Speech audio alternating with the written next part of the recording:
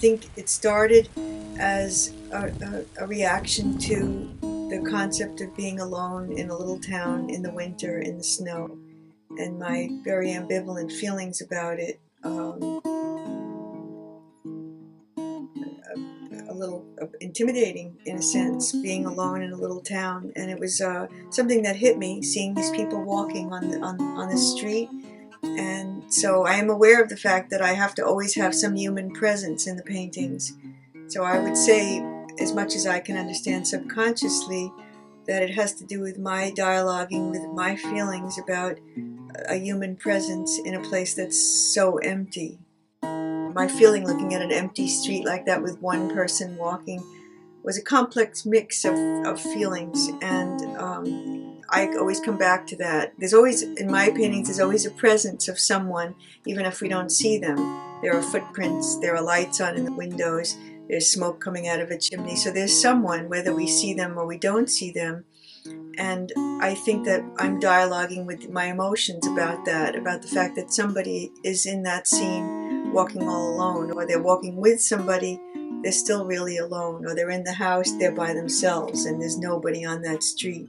It's not very practical to stand outside in the cold and the snow. I'm Mediterranean by origin, so it's really not practical for me. I don't like the cold at all. Um, what I do, I love to paint the snow. I don't really like to be in it.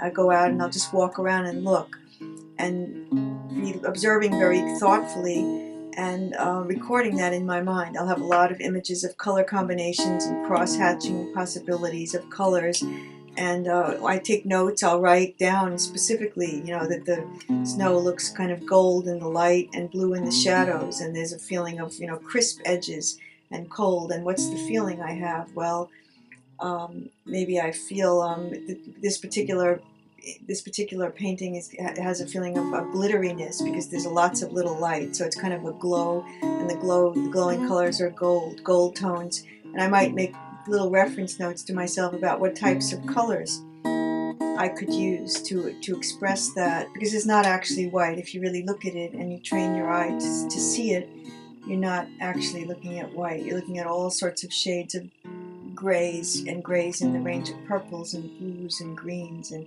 rose colors and gold ochres, and that's the beauty actually of painting and interpreting snow in paint.